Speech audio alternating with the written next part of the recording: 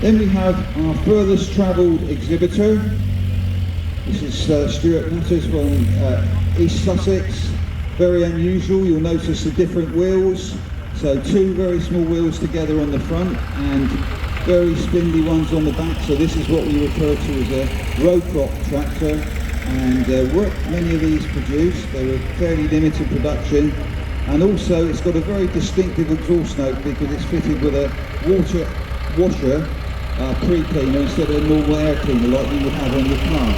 So the tank behind the Zen, owned again by Mr. Luke Phillips and driven today by Mr. Matt Noble. So we are actually celebrating that to drive this new model. Nowadays you can't buy TVO, so the members or owners mix their own fuel. You have to have this lovely Perkins P6 engine. Which is, you've got a very distinctive exhaust note, you'll notice as it goes round. This one's just been recently fitted with a cab. And retired chairman of this section, Mr. Peter Bailey from East Close Farm. This is an International and driven today by Avery Wadsley. And this tractor was originally fitted with a petrol engine, manufactured all the way back here. Another junior member coming next is Chloe Finnis from Totton with this International 574. So Chloe's original entrant. Next we have Mr. Keith Opening on this International 434, another tractor built at Doncaster. And this is one of two tractors that Keith owns. He's also got a 275 model as well as the 434.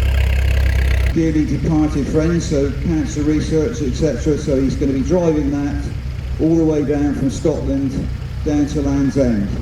You'll see the motif on the sign and on the back of Ben's t-shirt, and he's looking for sponsorship and donations. If you can help, much appreciated. Plough.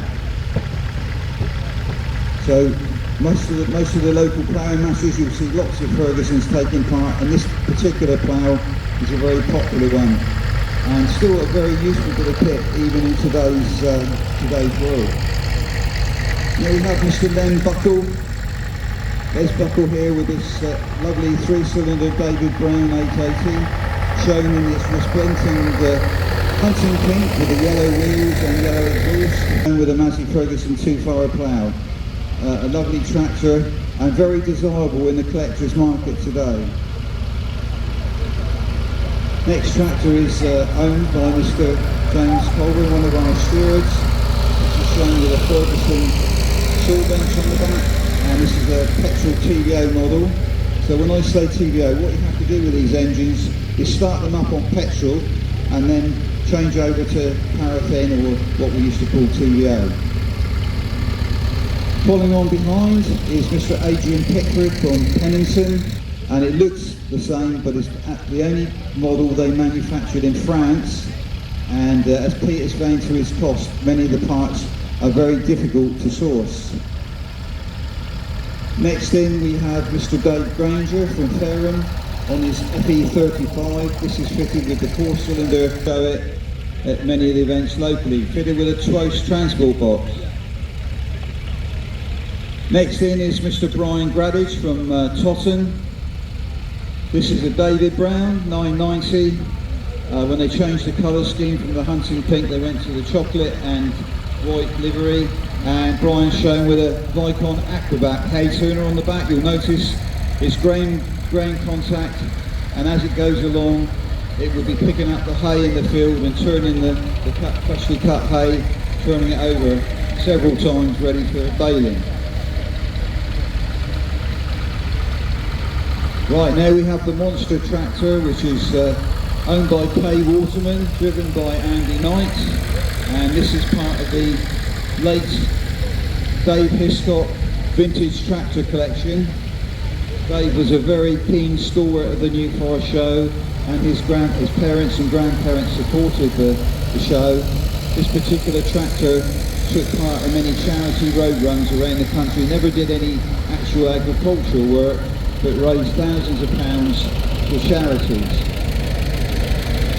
Lovely wartime, unrestored Fordson Standard, Debbie is a very passionate Land Army girl and organises every year our Land Army display, and this is typically what Land Army girls would have used during the wartime.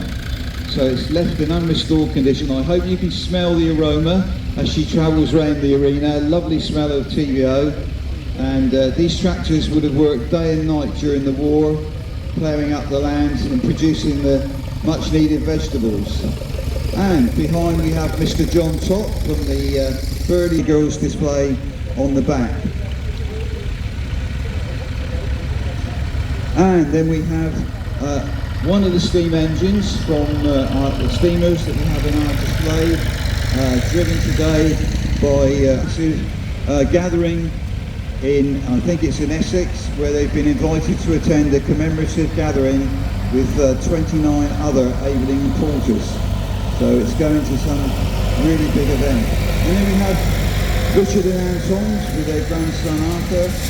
This is a local family, and this is a 4-inch scale barrel. This is what Richard has restored, and it's been very busy cutting up small bits of wood down in the wood cutting section. So Richard's done a lot of shows this year with that one.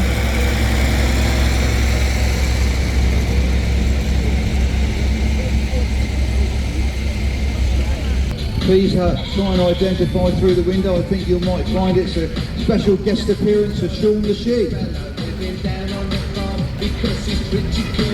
So give him a big cheer, Shaun, as he comes around.